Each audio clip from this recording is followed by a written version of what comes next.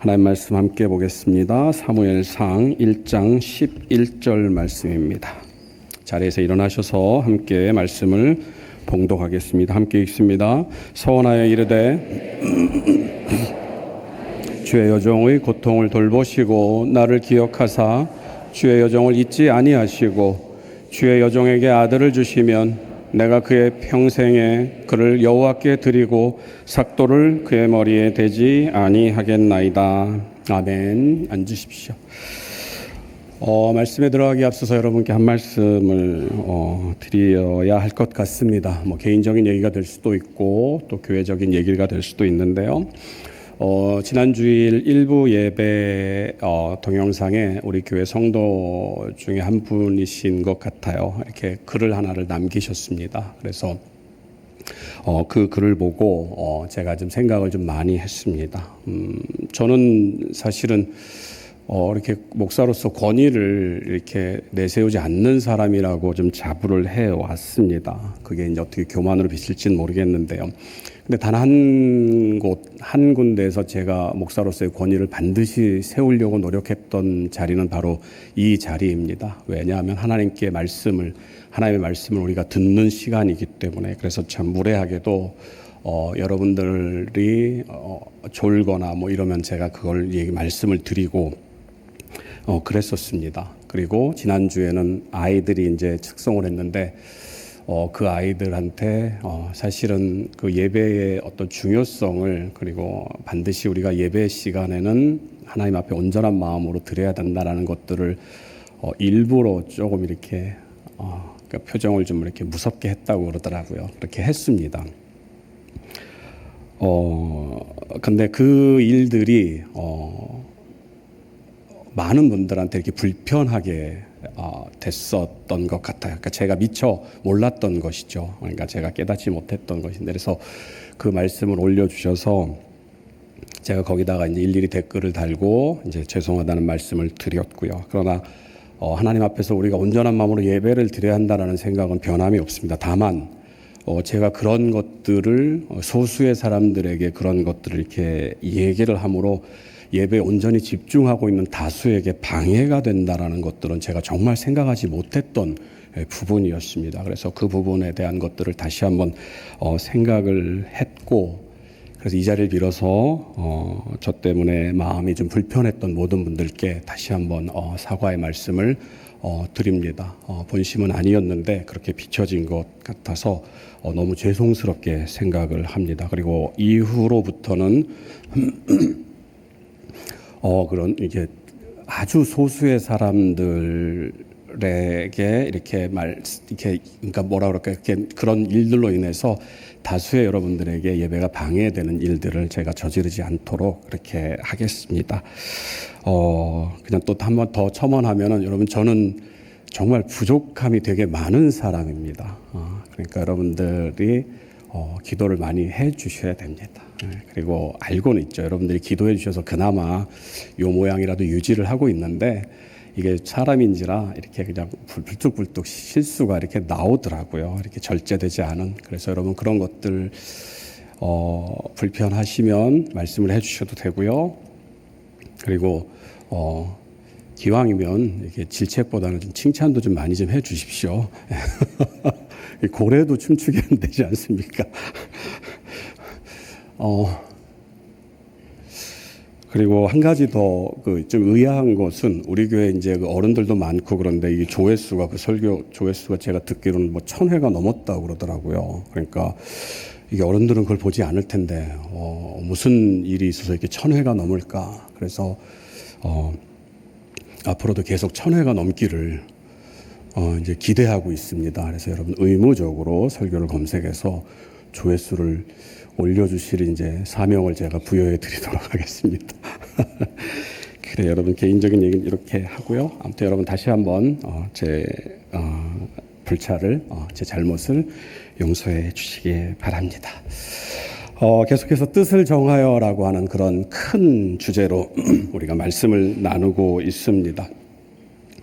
말씀드렸던 것처럼 그 뜻을 정하는 것은 우리의 삶 가운데서 하나님의 생각, 하나님의 뜻을 우리의 마음 가운데 결심으로 삼고 그 뜻을 이루어가는 것이다 이렇게 얘기를 하죠. 그래서 그들 중에 어떤 사람들은 그 뜻을 정함으로 말미암아서 정말 가시적인 이 땅의 어떤 그 기름진 복을 누리는 사람들을 우리가 보게 됩니다. 그 대표적인 사람이 우리가 이미 살펴보았던 다니엘이 아닐까 생각을 해봅니다. 그래서 다니엘은 10대, 20대 초반에 그 나라의 어떤 지도자가 돼서 정권이 3번이 바뀌는 동안에도 계속해서 그 자리를 유지할 정도로 그렇게 이제 그 사회적으로 성공한 이제 그러한 사람이었죠. 또 반대도 있습니다. 뜻을 정함으로 말미암아서 자기가 누렸던 모든 것들을 포기했던 이제 그런 사람들도 있습니다. 그리고 성경 속에서 보면은 대다수가 그런 사람들이었던 것 같아요.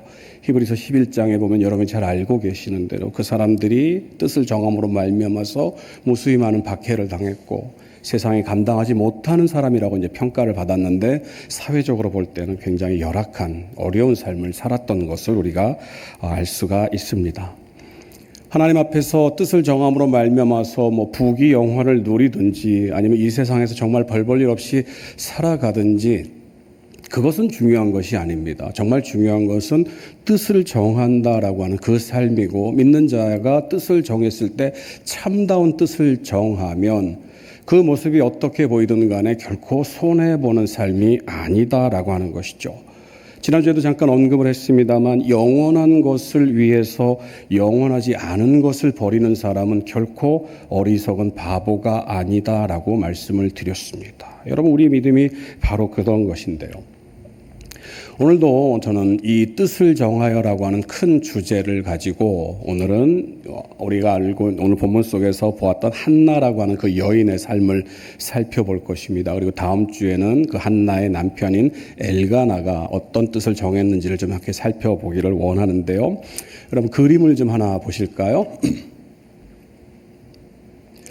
아마 제 나이가 50대 정도가 되신 분들은 아마 이 그림 많이 보셨을 겁니다. 이게 여러분 남자입니까 여자입니까? 자, 마음속으로 여자라고 하시는 분들은 틀린 겁니다. 이게 남자입니다. 예전에 70년대 80년대에 그 대중교통 버스나 택시 이런 것들을 타면은요, 이 그림이 다 걸려 있습니다. 그리고 이 그림 한쪽 편에 오늘도 무사히라고 하는 그런 말이, 그죠? 여러분 기억나시죠? 왜냐하면은 운전하는 분들이 이제 이 그림을 무슨 부적처럼 이렇게 차에다 그래서 무사히 운전할 수 있도록 이제 그런 그림입니다. 이 그림이 그 나와 있는 그 꼬마 아이는요, 사무엘입니다. 사무엘. 그래서 그 기도하는 사무엘이라고 하는 이제 그 작품의 제목인데요. 1776년에 영국의 화가 조슈아 레이놀즈라고 하는 사람이 그린 그림입니다. 그러니까 일종의 명화기는 한데 굉장히 좀 희화되기는 했습니다. 오늘 우리가 읽은 본문 속에 나와 있는 그 여자 주인공은 바로 한나인데 이 한나가 유명한 이유는 그 아들이 사무엘이기 때문입니다. 그러면 이 사무엘이 도대체 어떤 사람인가? 우리는 그 사무엘을 좀 살펴보면 위대한 사람, 위인 뒤에는 믿음의 어머니가 있었구나라고 하는 것을 발견하게 되는데요. 사무엘이라고 하는 이름은요, 하나님이 들으셨다라는 그런 이름입니다. 여러분, 우리가 자식들에게 이름을 지어줄 때 믿는 자들은 그 믿음을 담아서 이 아이가 어떻게 자라면 아니면 이 아이가 어떻게 태어났는지를 유추할 수 있는지 그런 이름을 이제 지어주고는 합니다. 그래서 예전에 이제 한참 뭐라 그럴까요? 목사님들이 이제 자녀들의 이름을 이제 부를 때 이제 요한이 이렇게 이제 해서 딱 이름을 들으면 저 집은 믿는 집안이구나. 이제 이렇게 우리가 파악하는 것처럼 이름은 이제 그런 의미를 가지고 있습니다. 그래서 사무엘은 말씀드린 것처럼 하나님이 들으셨다. 기도의 응답이다라고 하는 그런 이름을 가지고 있는 사람입니다. 무엇보다도 이 사무엘은 앞서 그림에서 보았듯이 이 어릴 때부터 하나님의 일을 감당했던 그러한 사람으로 성경은 기록을 하고 있습니다. 사무엘상 2장 18절 말씀입니다. 사무엘은 어렸을 때에 세마포 에봇을 입고 여호와 앞에서 섬겼더라. 세마포 에봇이라고 하는 것은 제사장이 제사를 드릴 때 입는 조끼 비슷한 그런 모양의 옷입니다. 그래서 그 안에는 하나님의 계시를 뜻하는 우림과 둠밈을 넣어두는 그런 주머니가 달려 있는데요. 제사장은 반드시 제사를 드릴 때는 그 옷을 착용했습니다. 그런데 사무엘은 어렸을 때부터 그 옷을 착용하고 여호와 앞에서 섬겼다라고 말을 합니다. 사무엘상 3장 1절에는요, 또 이런 말이 기록되어 있습니다. 아이 사무엘이 엘리 앞에서 여호와를 섬길 때에는 여호와의 말씀이 희귀하여 이상이 흔히 보이지 않았더라. 앞서 읽은 사무엘상 2장 18절은 어렸을 때, 그리고 방금 읽은 3장 1절은 아이라고 얘기를 합니다. 그러니까 사무엘이 아이였습니다. 그럼 과연 이 아이 사무엘이 하나님의 전에서 하나님의 일들을 감당하는 제사장의 책무를 도와서 수행하는 그런 일들을 했는데 과연 이때 이 아이가 몇 살이었을까? 학자들 간의 의견이 좀 분분합니다. 그래서 혹자들은 이 아이가 그때 당시에 7살 정도가 됐을 것이다 라고 말하는 사람들이 있고요. 요세푸스라고 하는 구약의, 그러니까 이스라엘의 역사학자는 최소 12살은 넘지 않았을 것이다 이렇게 추정을 합니다. 그러니까 12살 이하의 꼬마가 제사장이 입는 옷을 입고 성전에서 제사를 수종드는 그런 일을 했다라고 우리가 추정해 볼 수가 있습니다. 앞서 우리가 읽은 그 두 구절에서 공통적으로 또 나오는 것은 여호와를 섬겼다라고 하는 그런 표현입니다. 사무엘상 2장 18절, 3장 1절에서 섬겼다라고 번역된 히브리어는요, 샤라트라는 말을 씁니다. 구약 성경 속에서 레위인들, 제사장들, 하나님의 성전에서 하나님의 일들을 감당하는 사람들이 하나님의 일을 할 때 썼던 표현들이 모두 다 샤라트입니다. 하나님을 섬겼다, 주의 전에서 일을 했다, 모든 것들이 다 샤라트입니다. 그러니까 어렸음에도 불구하고 이 사무엘은 하나님의 전 앞에서 하나님의 일을 감당했다라고 얘기를 합니다. 무엇보다도 이 사무엘은 하나님의 말씀이 희귀했던 그때에 하나님의 음성을 들었던 그런 사람입니다. 앞서 우리가 읽은 3장 11절의 말씀 속에서는 여호와의 말씀이 희귀하다라고 얘기를 합니다. 그런데 그 희귀한 때에 그 어린 사무엘에게 하나님이 말씀을 하십니다. 사무엘상 3장 4절입니다. 우리 같이 한번 읽어보겠습니다. 여호와께서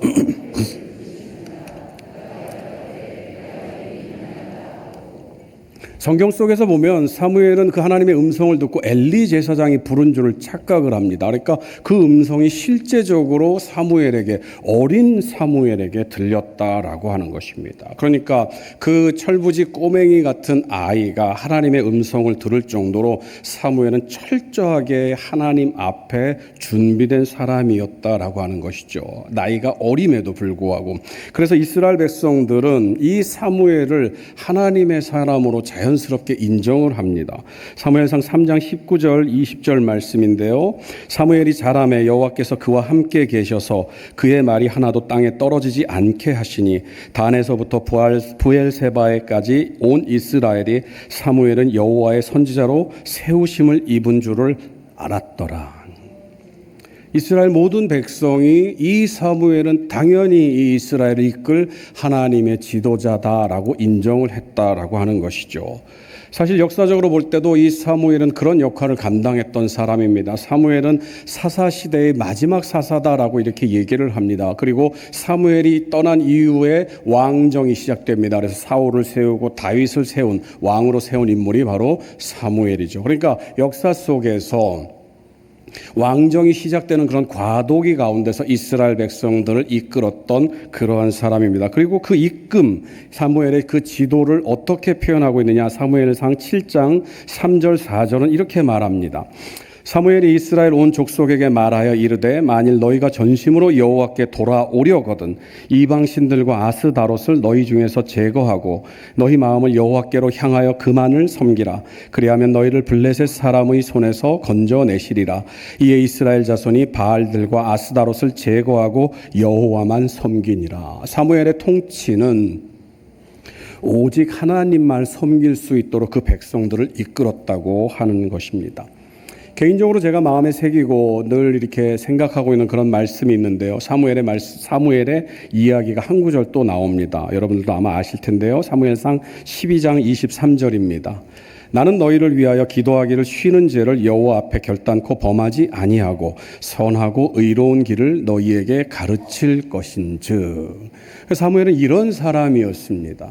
그래서 어렸을 때부터 하나님의 성전에서 하나님을 섬기며 준비되었고, 그리고 그가 자라서 이스라엘 백성들을 다스릴 때는 그 백성들이 어디로 가야 할지, 어디로 그 백성들을 이끌어야 할지를 확실하게 알았던 그 목표는 오로지 하나님 한 분이었음을 성경은 말을 해주고 있습니다. 그런데 이 사무엘이 태어났을 때 어떻게 태어났는가 우리는 잘 알고 있는 것처럼 한나의 기도를 통해서 태어났음을 잘 알고 있습니다.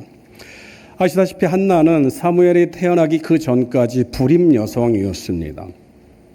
원시 모계 사회를 제외하고 모든 사회는요, 모든 문화는 동서고금을 막론하고 여자가 가지고 있는 여자의 의무 중에 하나는 반드시 아들을 낳아야 한다라고 하는 이제 그런 의무를 가지고 있습니다. 이게 여러분 제가 하는 그런 생각을 한다는 게 아니고요, 여러분. 예전에 이런 우리의 문화들이 동서고금을 막론하고 여자는 반드시 그 집에 시집을 와서 아들을 낳아야지만 여자의 책무를 잘 감당한 거다라고 이제 얘기를 했다는 것을 말씀드립니다. 여러분이 들어보셨겠습니다만 칠거지약이라고 하는 그런 조선시대 유교 문화가 있었습니다. 그러니까 칠거, 그러니까 떠나게 하는, 그래서 7가지, 그래서 칠출이라고도 표현을 합니다. 7가지 그러니까는 내보낼 수 있는 그런 악이 있는데 그것이 무엇이냐? 바로 여인들이 결혼을 해서 이 의무를 수행하지 않으면 쫓아내도 된다라고 하는 이제 그런 악을 얘기를 하는데요. 그 첫 번째가 시부모를 잘 봉양하지 않으면 쫓아낸다라고 얘기를 합니다. 그런데 그 다음에 두 번째가 아들을 못 낳으면 쫓아낸다. 이렇게 이제 얘기를 합니다. 물론 이제 예전의 얘기인데요. 이스라엘도 사실은 더하면 더했지 덜하지는 않았습니다. 왜냐하면 이스라엘은 아들을 하나님의 축복이라고 여겼습니다. 그러니까 아들을 낳지 못하면 축복을 받지 못했다, 이게 아니라 저주를 받았다라고 생각을 합니다. 그래서 아들을 낳지 못하는 여인은 모든 사람들에게 멸시와 천대를, 보이지 않는 멸시와 천대를 받아야만 했습니다. 한나는 바로 그러한 여인이었습니다. 우리가 읽지는 않았습니다만 사무엘상 1장을 보면 이 한나의 남편 엘가나라고 하는 사람은 두 부인을 거느리고 있다라고 기록을 하고 있습니다. 그래서 첫 번째 부인이 한나고요, 두 번째 부인이 분인나라고 하는 그런 여인입니다. 사무엘상을 주석하는 학자들의 이게 주석을 살펴보니까는요, 아마도 이 한나를 통해서 아들을 얻을 수 없던 엘가나가 어쩔 수 없이 둘째 부인 분인나를 얻었을 것이다, 이렇게 추정을 합니다. 그리고 이 분인나는 그 생각대로 아들을 낳았다라고 성경은 말합니다. 사무엘상 1장 2절입니다. 그에게 두 아내가 있었으니 한 사람의 이름은 한나요, 한 사람의 이름은 분인나라. 분인나에게는 자식이 있고 한나에게는 자식이 없었더라. 방금 읽은 2절에서 자식이라고 표현된 그 표현은 우리가 생각할 때 그냥 아들, 아니면 한 명, 이렇게 생각을 하게 되는데요. 히브리어로는 예레드라고 하는 말을 씁니다. 소년, 남자, 아이를 뜻하는 말인데요. 본문의 자식은 복수로 기록이 되어 있습니다. 그러니까 자식들이 맞습니다. 영어 성경에는 children, 그래서 아이들이라고 이렇게 표현이 되어 있죠. 그래서 미루어 짐작컨대 이 분인나는 그 시집을 온 그 아내로 맞아들인 그 목적을 충실히 달성을 했던 것 같습니다. 그런데 문제는 이 남편 엘가나의 마음이 한나에게만 향해 있다는 것입니다. 그러니까 분인나가 와서 시집을 와서 아들도 여럿을 낳아 주었는데도 불구하고 여전히 이 남편 엘가나는 한나에게 더 마음을 두었던 것 같습니다. 그 근거가 사무엘상 1장 5절에 나와 있는데요. 이렇게 되어 있습니다. 한나에게는 갑절을 주니. 이스라엘의 남자들은 매년 1년에 한 번씩 하나님의 전에 가서, 그러니까 하나님의 성소에 가서 하나님께 제사를 드려야 됩니다. 그리고 그 제사에 남은 물건들을 이제 나누어야 되는데, 그 나누는 것을 분인나와 그 자식들에게는 일정 부분을 주는데 혼자 있는 한나에게는 그 갑절을, 배를 주었다라고 성경은 말을 합니다. 그러니까 쉽게 얘기를 하면은 분인나하고 그 자식들에게는 100을 주었다면은 혼자 있는 한나에게는 200에 해당되는 그런 물품을, 그런 분깃을 나누어 주었다라는 것이죠. 여러분, 이 상황을 분인나의 입장에서 한번 좀 들여다봤으면 좋겠습니다. 아들이 없는 집에 둘째 부인으로 왔습니다. 둘째 부인으로 온 것도 조금은 좀 핸디캡이 될까요? 좀 속상하죠. 그런데 시집을 와서 당당하게 아들을 여럿을 낳아 주었어요. 그럼 자기 할 일은 다 했습니다. 그러면 이제 그 남편의 마음이 자기에게로 향해야 되는데 이 남편은 오로지 일편단심 한나에게로만 향하고 있는 것 같습니다. 그러면 여러분 어떻게 하겠습니까? 화가 나겠죠. 그래서 남편의 마음을 돌이키기 위해서 미루어 짐작컨대 많은 일들을 했을 것 같습니다. 그런데 남편의 마음은 요지부동이에요. 그럼 여러분들 이제 이 분인나에게 나머진 선택은 무엇입니까? 그 분노를, 그 화를 한나에게 퍼붓는 것밖에 없습니다. 그래서 오늘 성경은 이 분인나의 마음을, 그래서 이 분인나의 마음이 표현된 것을 뭐라고 얘기를 하냐면은 그의 적수, 한나의 적수다라고 이렇게 표현합니다. 사무엘상 1장 6절인데요. 여호와께서 그에게 임신하지 못하게 하심으로 그의 적수인 분인나가 이렇게 기록합니다. 그를 심히 격분하게 하여 괴롭더라. 적수라고 번역된 히브리어는 짜라라는 말을 씁니다. 고난, 어려움을 뜻하는데요. 구약 성경 속에서 대부분 고난, 어려움으로 번역이 됩니다. 그런데 유일하게 적수, 원수로 번역된 것이 바로 방금 읽은 사무엘상 1장 6절의 말씀입니다. 적수라고 하니까는 무슨 대적 같은데요. 영어 성경에는요, 이 짜라, 적수가 라이벌로 번역이 되어 있습니다. 라이벌이 뭡니까? 여러분, 라이벌은 같은 분야에서 서로 경쟁하는 사람을 의미합니다. 우리가 여러분 강호동하고 서장훈을 비교하지 않지 않습니까? 강호동은 씨름 선수고 서장훈은 농구 선수입니다. 그러니까 그 둘은 라이벌이라고 하지 않아요. 예전에 유명한 라이벌은 누굽니까? 야구에서 여러분 무등산 폭격기 선동열과 롯데자이언츠의 최동원, 그죠? 야구 안 좋아하세요? 저도 야구 사실 별로 안 좋아합니다. 그러니까 같은 분야에서 경쟁을 하는 겁니다. 그러니까 이 한나와 분인나는 그 한 집안에서 남편의 사랑을 얻기 위해서 경쟁하는 그런 자리에 있는 사람이었던 거죠. 그런데 이 경쟁하는 사람이 계속해서 한 사람을 짓밟습니다. 한 사람을 힘들게 합니다. 그래서 오늘 보면 오늘 우리가 읽진 않았습니다만 사무엘상 1장 6절을 보면 이렇게 기록되어 있습니다. 그의 적수인 분인나가 그를 심히 격분하게 하여 괴롭게 하더라. 사무엘상 1장 7절도 또 같은 내용을 언급하고 있습니다. 매년 한나가 여호와의 집에 올라갈 때마다 남편이 그같이 하매 분인나가 그를 격분시키므로 그가 울고 먹지 아니하니. 6절과 7절에서 공통적으로 이 분인나가 선택한 방법은 한나를 격분시키는 것이라고 말을 합니다. 격분시키다라고 번역된 히브리어는요, 카스라는 말을 쓰는데요, 강한 분노를 뜻합니다. 그러니까 정말 진짜 우리가 뭐라 그럴까요? 정말 화가 나서 막 열받았다. 그래서 옛날에 이렇게 그냥 좀 표현을 이렇게 뚜껑이 열렸어 이제 이런 표현을 하는데요. 근데 이 카스가 가지고 있는 분노가 조금은 다른 의미를 담고 있습니다. 가령 예를 들어서 누가 여러분에게 실수를 했어요. 그래갖고 정말 여러분이 했던 일들을 망쳤다라고 치시죠. 그럼 화가 납니다. 그런데 이 카스가 가지고 있는 것은 그런 의미가 아닙니다. 제가 예를 들면요.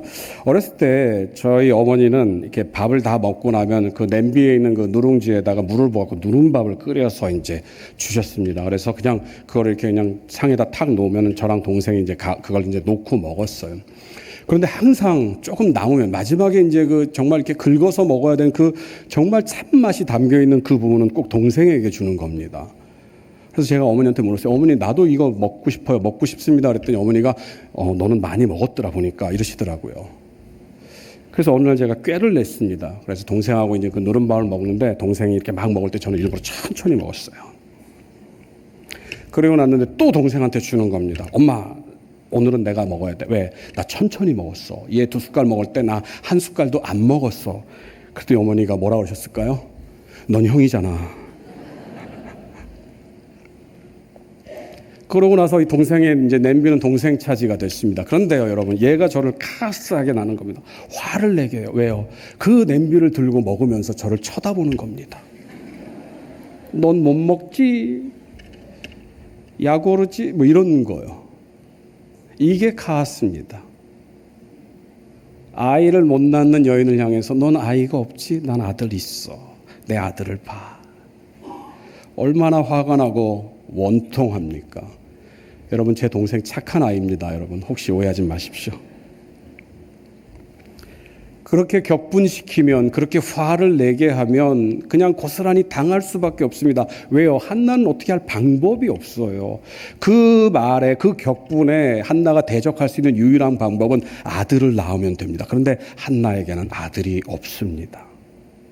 그러니까 그냥 고스란히 당합니다. 그래서 6절에서는 뭐라고 얘기를 하냐면 괴롭다라고 얘기를 합니다. 그렇게 격분시키니까 너무 괴롭다라고 얘기를 합니다. 이 괴롭다라고 번역된 히브리어 라임은요, 천둥친다, 고함친다, 울부짖는다라는 것입니다. 얼마나 억울하고 속상했든지 천둥치는 것처럼 울부짖는 그러한 모습을 얘기를 합니다. 그리고 뒤에 가서 한나가 그 억울함 때문에 하나님께 기도할 때 그 모습을 본 엘리 제사장은 여자가 술에 취해서 주정하는 것으로 이해할 정도로 그 고통 가운데서 몸부림을 쳤던 게 바로 한나였습니다.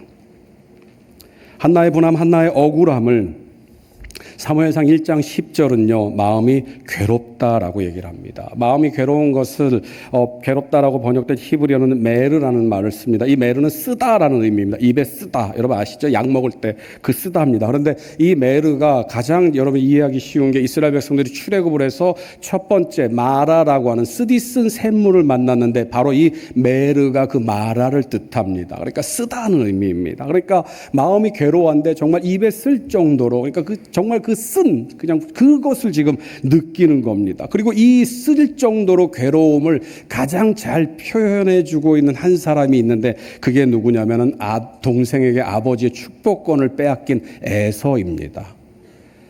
동생 야곱이 자신을 속인 다음에 아버지를 속이고 그래서 축복을 빼앗아 갑니다. 그래서 아들이 이제 야곱이 와서 축복을 하는데 나는 너에게 이제 줄 축복이 없다라고 얘기를 합니다. 그때 창세기 27장 34절에서 에서가 이렇게 얘기를 합니다. 에서가 그의 아버지의 말을 듣고 소리내어 울며 아버지에게 이르되 내 아버지여 내게 축복하소서 내게도 그리하소서. 여기서 보면 지금 방금 읽은 창세기 27장 34절에서 울며라고 하는 그 말이 바로 이 메르라고 하는 말을 씁니다. 억울한 거예요. 돌이킬 방법이 없는 겁니다. 그래서 붙잡고 그냥 어떻게 좀 해주세요라고 발버둥 치는 그것이 바로 오늘 본문 속에서 말하고 있는 그런 한나의 마음입니다. 한나는요 그렇게 해서 통곡합니다. 그런데요 그렇게 발버둥 치면서 어쩔 수 없어서 막 이렇게 발버둥 치는데 그 한나가 선택한 것이 무엇입니까? 방금 읽은 사무엘상 1장 10절에는요 한나가 마음이 괴로워서 메르해서 써서 울부짖는데 뭐라고 얘기를 합니까? 여호와께 기도하고라고 얘기를 합니다. 그 마음을 하나님께 토로하는 것이죠. 그런데 여기서 우리는 이 한나의 이 괴로움, 이 억울함, 이 분함을 과연 어디에서 그 원인을 찾을 수 있을까 생각을 해볼 때 그 원인은 어디에 있습니까? 바로 하나님에 있습니다. 사무엘상 1장 5절은요. 뒷부분에 가서 이렇게 얘기를 합니다. 여호와께서 그에게 임신하지 못하게 하시니 하나님께서 한나에게 아들을 주시면 이런 문제는 일어나지도 않습니다. 사무엘상 1장 6절에서도 또 이렇게 기록하죠. 여호와께서 그에게 임신하지 못하게 하심으로 그의 적수인 분인나가 그를 심히 격분한. 여러분 생각해 보십시오. 임신을 못했어요. 그러니까 그의 적수인 분인나가 너는 하나님께 저주받은 여인이다라고 얘기를 하는 겁니다. 너는 하나님의 복을 받지 못하는 여인이야. 너는 그런 여자야라고 얘기를 하는 것입니다. 그래서 이 한나의 모든 어려움, 고통, 슬픔, 억울함은 누구로부터 온 것인가? 결국은 하나님께로부터 온 것이다라고 성경은 말을 하고 있습니다. 그러니까 극한의 고통, 어려움, 억울함은 다 하나님 탓이에요. 하나님의 역사의 그 계획 한가운데서 하나님이 허락하신 그 모든 어려움을 한나는 고스란히 온몸으로 받아내고 있는 것입니다. 그런데 한나는 어떻게 합니까? 자신의 그 처지를, 자신의 그 고통을 하나님께 내려놓습니다. 그리고 나서 뭐라고 얘기합니까? 오늘 우리가 읽은 본문 11절입니다. 우리 같이 읽습니다. 서원하여 이르되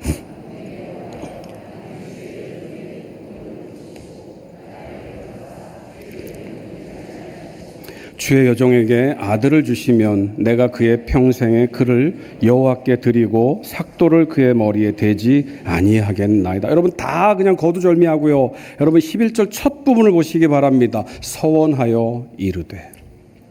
무슨 의미겠습니까? 하나님 앞에 결심을 한다는 얘기입니다. 하나님 앞에 맹세를 한다는 얘기입니다. 그 하나님께 한나가 뜻을 정한 결과가 무엇입니까? 사무엘상 1장 20절을 보면 이렇게 얘기를 합니다. 한나가 임신하고 때가 이름에 아들을 낳아 사무엘이라 이름하였으니 이는 내가 여호와께 그를 구하였다 함이더라. 한나의 괴로움은, 한나의 억울함은, 한나의 슬픔은, 한나의 아픔은 한나로 하여금 뜻을 정하도록 하시기 위한, 다시 말하면 그 한나를 통해서 사무엘이라는 아들을 주시고 그 사무엘이 성전에서 자라면서 이스라엘 백성들을 하나님 앞에 온전히 이르도록, 하나님을 향하도록 키우기 위한 그 하나님의 큰 계획 가운데서 있었던 하나님의 준비하심이었다라고 하는 것입니다. 지난 주간에 우리 교회 이제 파송 선교사님인 최민기 선교사님하고 이제 같이 식사를 했습니다. 이 최민기 선교사님한테 물어봤어요. 제가 도대체 과테말라는 어떻게 알고 가셨습니까? 라고 물어봤더니요, 저도 몰랐습니다 라고 얘기를 하더라고요. 그러면서 과테말라 처음 딱 도착했을 때 막막했다고 그렇게 얘기를 하시더라고요. 그런데 이 최민기 선교사님이 그럼 제가 과테말라는 어떻게 그렇게 가시게 된 거였더니 자기가 과테말라로 가기 전에 정말 힘들었답니다. 육신적으로도 너무 아팠고요. 경제적으로도 너무 힘들었고. 그러니까 뭐 하나 정말 온전한 것이 아무것도 없었답니다. 그래서 하나님께 부르짖었답니다. 하나님 도대체 왜 이러십니까? 하나님, 나 너무 힘들어요. 왜 나를 이 자리에 놓으셨습니까? 라고 기도를 하는데 갑자기 어디선가 복음이 들리더래요. 과테말라 선교사를 파송합니다. 그때 최민기 선교사님이 그 얘기를 들었을 때 하나님이 나를 가라고 하시는구나 하고 해서 자기가 지원을 했답니다. 그래서 이제 과테말라로 파송을 받았는데요.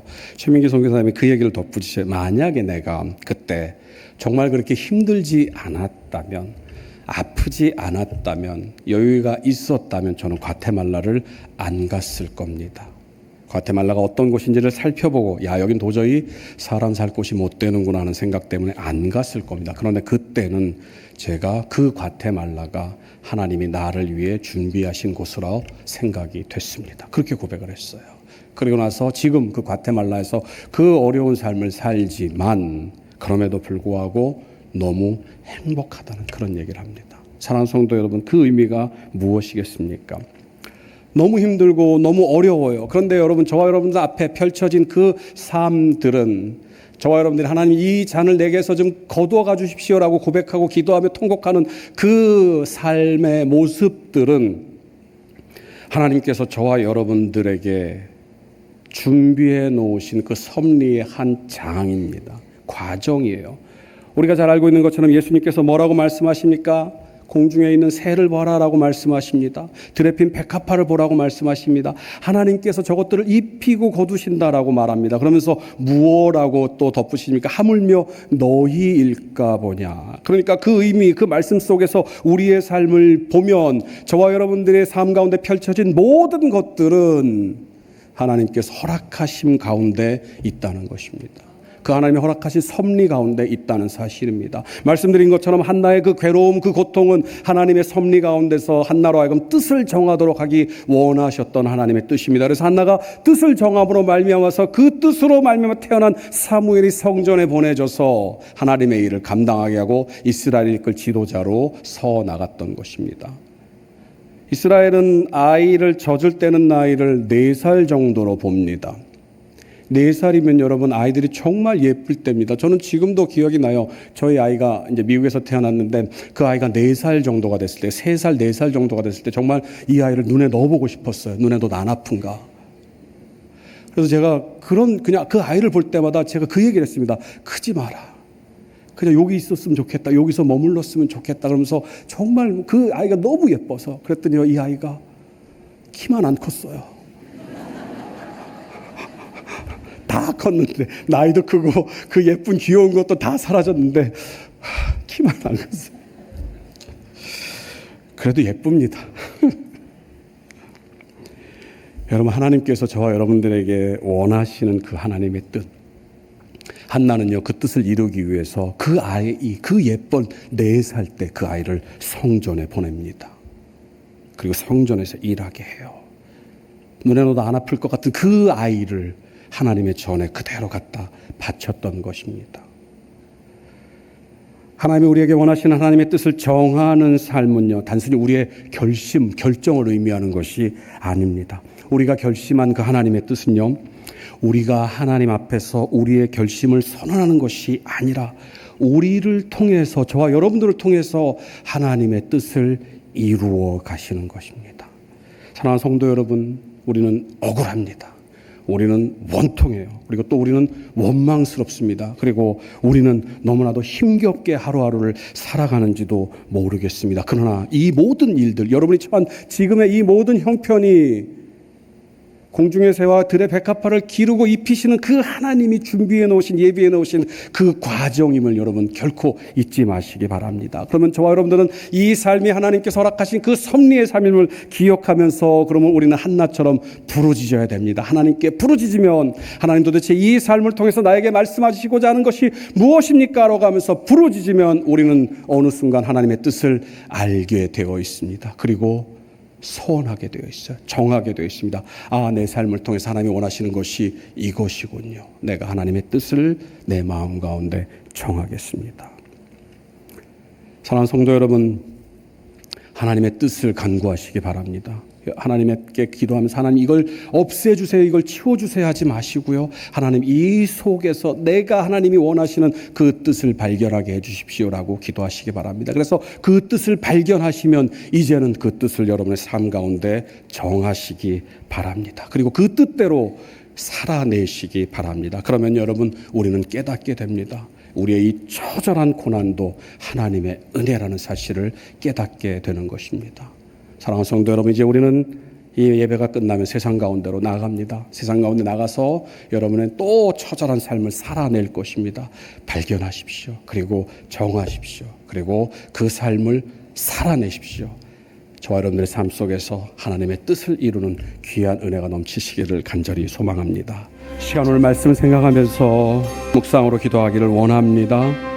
사랑하는 성도 여러분, 힘드십니까? 고통 가운데 계십니까? 억울함 가운데 계십니까? 눈물 가운데 계십니까? 하나님께 내려놓으시기 바랍니다. 하나님께 부르짖으시기 바랍니다. 하나님께 기도하시기 바랍니다. 그리고 하나님께서 그 삶을 통해서 여러분들에게 허락하신 하나님의 뜻을 발견하시기를 바랍니다. 하나님 알려주시옵소서. 하나님, 내가 하나님의 뜻을 정하기를 원합니다. 그리고 그 뜻을 나의 삶 가운데서 살아내기를 원합니다. 이 시간 말씀 생각하면서 함께 1분 정도 묵상으로 기도하시겠습니다. 사랑의 하나님, 우리는 억울합니다.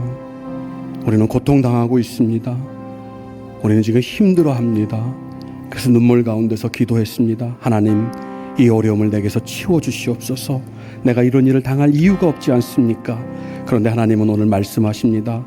이것은 너를 위해 준비한, 너가 내 뜻을 이루기 위한 나의 계획이라고 말씀하십니다. 하나님, 이제 우리의 영안을 열어주시옵소서. 이전같이 하나님이 고통을 치워주십시오라고 기도하는 것이 아니라 하나님 이 삶 속에서 내게 허락된 하나님의 뜻을 발견하게 하여 주시옵소서. 내가 뜻을 정하기를 원합니다. 하나님의 뜻을 이루어가기를 원합니다. 이제는 우리 주 예수 그리스도의 은혜와 하나님 아버지의 크신 사랑과 성령님의 감동, 감화, 충만하심이 모든 삶 속에서, 어려움 속에서, 고통 속에서 하나님의 뜻을 발견하여 그 뜻을 정하고 그 뜻대로 살아내기로 다짐하는 사랑하는 주의 종들, 주의 제자들 머리 위에 이제로부터 영원토록 함께 있을지이다. 아멘.